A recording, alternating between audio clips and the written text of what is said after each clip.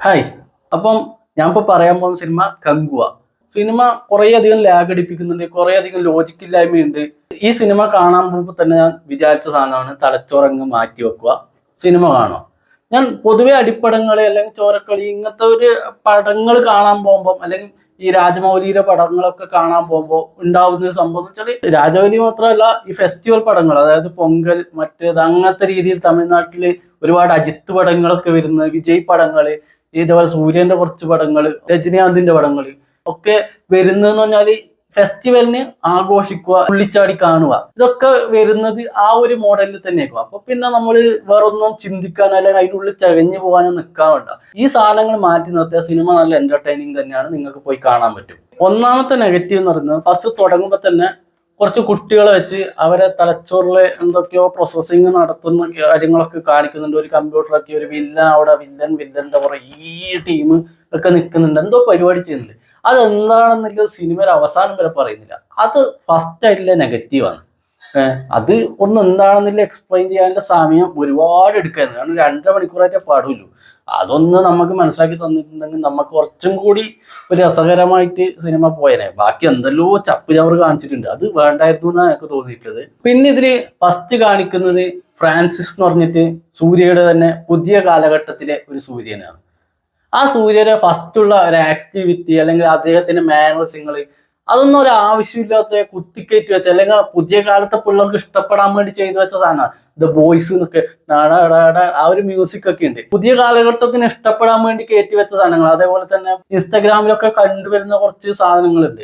ആ സാധനങ്ങളൊക്കെ അതിന്റെ ആടിയോടെല്ലാം കയറ്റി വെച്ചിട്ടുണ്ട്. എന്താവശ്യത്തിന് അത് കയറ്റി, അത് കയറ്റേണ്ട ആവശ്യമില്ലെന്ന് എനിക്ക് തോന്നിയിട്ടില്ല. പിന്നെ ഈ പറയുന്ന പോലെ സൂര്യ ഒരു കുട്ടീനെ കണ്ടുമുട്ടുന്ന ഒരു രംഗമുണ്ട്. സിനിമയിലെ മെയിൻ ക്യാരക്ടർ തന്നെയാണ്. ആ കുട്ടീനെ കണ്ടുമുട്ടുമ്പോൾ ഇവർക്ക് തമ്മിൽ ഉള്ളിൽ എന്തോ ഒരു ബോണ്ടിങ് ഉണ്ടാകുന്നത്. അതെങ്ങനെയാണ് ആ ബോണ്ടിങ് ഉണ്ടാകുന്നത് ഇപ്പോഴും എനിക്ക് മനസ്സിലായില്ല. മഗധീര ധീര എന്ന് പറയുന്ന സിനിമ, നമ്മളെ രാംചരണിന്റെ പടത്തില് ഇവരിങ്ങനെ മറ്റേ ആ പെണ്ണും ഈ കജൽ അഗർവാളും പിന്നെ ഈ രാംചരണും കൂടിയിട്ട് പണ്ട കാലത്തെ ജന്മത്തിൽ ഇവര് ഭയങ്കര സ്നേഹിച്ചിരുന്ന വ്യക്തിയാണ്. അവർക്ക് ഒന്നിക്കാൻ പറ്റാതെ പോയി. അവര് തിരിച്ച് പിന്നെ രണ്ടാമത് ഇഷ്ടപ്പെടുന്ന അവരെ കൈ തമ്മിൽ ടച്ച് ചെയ്യുമ്പോൾ ഒരു സ്പാർക്ക് ഉണ്ടാകുന്ന ഒരു സീൻ. അപ്പൊ അങ്ങനെ എന്തെങ്കിലും ഒരു സീനോ കാര്യങ്ങളോ ഒന്നും ഇല്ലാതെ തന്നെ ഇവർക്ക് പരസ്പരം ഈ കുട്ടിക്ക് ഒരു എന്തോ ഒരു മെന്റലി ഇത് തോന്നുന്നു. ആ കുട്ടിക്ക് ഓൾറെഡി കുട്ടി വന്നൊരു ഇതുണ്ട്, കാരണം ആ കമ്പ്യൂട്ടർ മറ്റേ തലച്ചോറിൽ എന്തോ ഇതാക്കി വെച്ചെന്നൊക്കെ പറയുന്നുണ്ട്. പക്ഷെ സൂര്യക്ക് അത് ഉണ്ടാവണം എന്നുണ്ടെങ്കിൽ എന്തെങ്കിലുമൊക്കെ ഒരു സ്പെഷ്യൽ ആയിട്ടുള്ള കാര്യങ്ങൾ നടക്കണ്ടേ. അങ്ങനത്തെ യാതൊന്നുമില്ല. അതൊരു നെഗറ്റീവായിട്ട് എനിക്ക് തോന്നിയിട്ടുണ്ട്. പിന്നെ ഇതിലെ മെയിൻ നെഗറ്റീവ് എന്ന് പറയുന്നത്, ഒരു വെട്ടി കൊണ്ടിട്ട് ഒരു മനുഷ്യൻ ചാവാൻ വേണ്ടിയിട്ട് എങ്കിലും നിൽക്കണ്ടേ. ആ വയറിന്റെ വീടാണ് വെട്ടി കൊള്ളുന്നത് ഇവിടെ. ആ ഒരു മനുഷ്യൻ ആ വെടികൊണ്ടേയും വെച്ചിട്ട് ഈ കുട്ടീനെ രക്ഷപ്പെടുത്താൻ വേണ്ടി കിലോമീറ്റേഴ്സ് ആൻഡ് കിലോമീറ്റേഴ്സ് ഓടുക എന്ന് പറയുന്നത് എന്തൊരു മണ്ടത്തരാണ് അല്ലെ. അയാൾ അവസാനം വരെ അടിച്ചു നിൽക്കുകയെന്ന് ആ വെടികൊണ്ടേയും കൊണ്ട്. ഈ പറയുന്ന ഇയാൾക്ക് വെടികൊണ്ടതൊക്കെ. അതുപോലെ തന്നെ കങ്കുവ എന്ന് പറയുന്ന ക്യാരക്ടറിലേക്ക് വന്നു കഴിഞ്ഞാല്, കങ്കുവന ഒരു ഒരു കത്തിക്കുത്ത് കിട്ടുന്നുണ്ട്. അത് എവിടെ നിന്നാണെന്നില്ല നിങ്ങൾ സിനിമ കണ്ട് മനസ്സിലാക്കുക. ആ കത്തിക്കുത്ത് നെഞ്ചിന്റെ ഇവിടെയാണ് കിട്ടുന്നത്. പുള്ളി ചാവുന്നില്ല. അത് വെച്ചിട്ട് വീണ്ടും വില്ലന്മാരെ അടിച്ചിടുന്ന ഒരു പൊതുവെ ഇങ്ങനത്തെ അടിപ്പടങ്ങളിൽ മെയിനായിട്ട് കണ്ടുവരുന്നുണ്ട്. പക്ഷെ ഇയാൾ ഈ രണ്ട് സംഭവത്തിലും ഇയാൾക്കൊന്നും പറ്റുന്നില്ല എന്നുണ്ട്. അവരെ കൊന്നിട്ട് അടുത്ത ജന്മത്തിൽ അവരെ കൊണ്ടുവന്നാ പോരെന്ന്. വാളുകൊണ്ട് ഇത്രയും ഈ നെഞ്ചിന്ന് അപ്പുറത്തേക്ക് ഇറങ്ങിപ്പോയിട്ടും പുള്ളി മരിച്ചിട്ടാന്ന് പറയുമ്പോഴാണ് എനിക്ക് സങ്കടം വരുന്നത്. അതേപോലെ തന്നെ വെട്ടിക്കൊണ്ടിട്ടും സൂര്യരെ കുറെ അധികം പടങ്ങൾ ഈ അടുത്ത കാലത്തായിട്ട് വന്നിട്ട് സാധനമാണ് ഈ ജ്യോതികനെ കല്യാണം കഴിച്ച. പിന്നെ ഞാൻ തോന്നുന്നു പെണ്ണുങ്ങളെ ഭയങ്കരമായിട്ട് ബൂസ്റ്റ് ചെയ്യുന്ന പരിപാടികൾ ഉണ്ടാവാറുണ്ട്. അതുപോലെ ഇതിലുള്ള ബൗണ്ടി ആയിട്ടുള്ള ഇവരെ ഒന്നിച്ചെന്നില്ല ഒരു പെണ്ണുണ്ട്. അവളെ പണ്ട് 1 കൊല്ലം മുമ്പ് പ്രണയിച്ചു എന്ന് പറഞ്ഞു. ഈ ഒരു പ്രണയം തന്നെ കാണിക്കണമായിരുന്നു. 1 കൊല്ലം മുമ്പ് ഇവർ ഭയങ്കര പ്രണയത്തിലായിരുന്നു. അതിന്റെ ഇടയിൽ ഒരു മസാല പാട്ടുകൾ, ആ പാട്ടൊക്കെ വന്ന് എന്തിനാന്നത് അതൊന്നും കാണിക്കേണ്ട ആവശ്യമില്ല. ഒരു പ്രണയം ഇല്ലെങ്കിൽ എന്താ സൂര്യക്കാട പിടിച്ചു നിൽക്കാൻ പറ്റൂലേ. അതിന്റെ ഒന്നിച്ച് എല്ലാവരും കുറ്റം പറയുന്ന ഒരു സാധനമാണ് റെഡിൻ കിങ്സ്ലി. ആ പുള്ളീനൊന്നും കുറ്റം പറയേണ്ട ഒരു കാര്യമുണ്ടെന്ന് എനിക്ക് തോന്നിയില്ല. കാരണം വെച്ചാൽ അയാൾക്ക് കൊടുത്ത ക്യാരക്ടർ അയാൾ കൃത്യമായിട്ട്, റെഡിൻ കിങ്സ്ലി ആയാലും യോഗി ബാബു ഒക്കെ ആയാലും ഒരു കോമഡിക്ക് വേണ്ടിയിട്ടാണ് അവരെ ഉൾപ്പെടുത്തിയത്. അതിൽ കുറച്ചും കൂടി യോഗി ബാബുവിന് നല്ലൊരു ക്യാരക്ടർ കിട്ടിയിട്ടുണ്ട് എന്ന് വെച്ചാൽ, കിങ്സ്ലിക്ക് ചെയ്യാൻ പറ്റുന്ന ഒരു സാധനം അയാൾ ചെയ്തു. അല്ലെങ്കിൽ അയാളാ സംവിധായകനാണ് അത് കൊണ്ടുവന്നത്. അയാളെ കുറ്റം പറയേണ്ട ആവശ്യമൊന്നും അതിൽ ഉണ്ടായെന്ന് എനിക്ക് തോന്നുന്നില്ല. അയാൾ അത്രയും ചെറിയൊരു ഭാഗത്ത് മാത്രമേ ഇല്ലൂ. അയാളെ പോർഷൻ ചെയ്തു വെച്ചിട്ട് അയാൾ പോയി.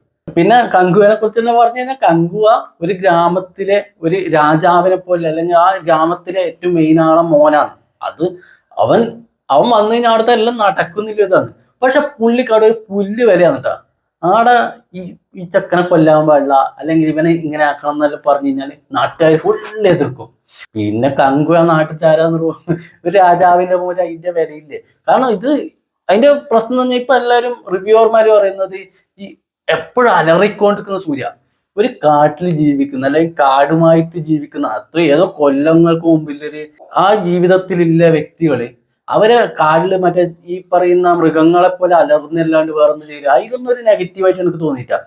പക്ഷെ ഈ പറയുന്ന പോലെ ആ സമയത്ത് എനിക്ക് തോന്നുന്നു രാജാവിന്റെ ഫാമിലിക്ക് നല്ല പവർ ഉണ്ട്. ആ സമയത്ത് ഈ പറയുന്ന രാജാവിന്റെ മോൻ പറയുന്നത് കേൾക്കാത്ത ഗ്രാമത്തിലെ ആൾക്കാരുണ്ടാവും.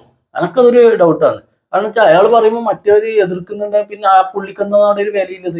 ആ സെക്കൻഡ് ഹാഫിലേക്ക് വരുമ്പോഴാണ് ആ കുട്ടീനെ കാട്ടിലേക്കണം, അവനെ കൊന്നോട്ടെ, പുലി വന്നോട്ടെ എന്നൊക്കെ പറഞ്ഞ് അയക്കുന്നുണ്ട്. അപ്പൊ അടുത്ത ഞാനും പോലും വിട്ടിരുന്നു കങ്കുവ പോയി കഴിഞ്ഞിട്ട് എൻ്റെ അമ്മേ ഒരു അരമണിക്കൂറായിട്ട് അതിനെ കുറിച്ച് തന്നെ ഇവൻ പാട്ട് പാടുന്നു, ആ കുട്ടീനെ നോക്കാൻ, കുട്ടീനെ മെരുക്കിയെടുക്കാൻ വേണ്ടിയിട്ട് അവൻ അതിനനുസരിച്ച് നടക്കുന്നത്, ലാഗടിപ്പിച്ച് കൊല്ലുന്നു. അതാണ് പ്രശ്നം. പിന്നെ മെയിൻ ആയിട്ടില്ലേ ഇതിലൊരു ഗസ്റ്റ് റോൾ ഉണ്ട്.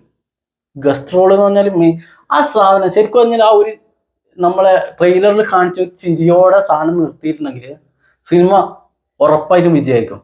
ബാഹുബലിയില് എന്താണ് ഫസ്റ്റ് പാർട്ടിൽ ഒരാൾ ഇയാള് വാളെടുത്തിട്ട് കുത്തുന്നു, ബാഹുബലിനെ കൊല്ലുന്നു. ആരാണ്? സെക്കൻഡ് പാർട്ട് വരെ എല്ലാവർക്കും കാണാൻ ഒറ്റ പ്രചോദനാണ് ആ ഒരു സീൻ.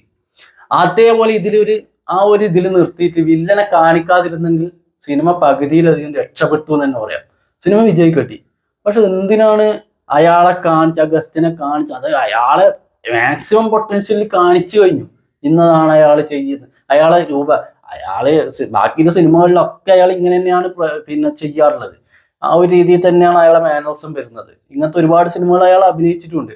അപ്പൊ പിന്നെ വലിയ കാര്യമൊന്നുമില്ല. ഒരു ഭയങ്കര പോസിറ്റീവ് സൂര്യക്കൊപ്പം നിൽക്കുന്നത് എനിക്ക് പറഞ്ഞു ബോബി ഡിയോളാണ്. അയാള് വളരെ നന്നായി പെർഫോം ചെയ്തിട്ടുണ്ട്. ബാക്കി അഭിനയിച്ചവരെല്ലാവരും മോശമില്ലാണ്ട് ചെയ്തു. പക്ഷെ ഇതിന്റെ തിരക്കഥ, അല്ലെങ്കിൽ ഇത് ഫസ്റ്റ് പാർട്ടിലേക്ക് കൊണ്ടുവന്ന ഒരുപാട് ഭാഗങ്ങളൊക്കെയാണ് എനിക്ക് പ്രശ്നമായി തോന്നിയത്. ഒന്നുമില്ല, ഒറ്റ സിനിമയായിട്ട് തന്നെ ഒഴിവാക്കാമായിരുന്നു.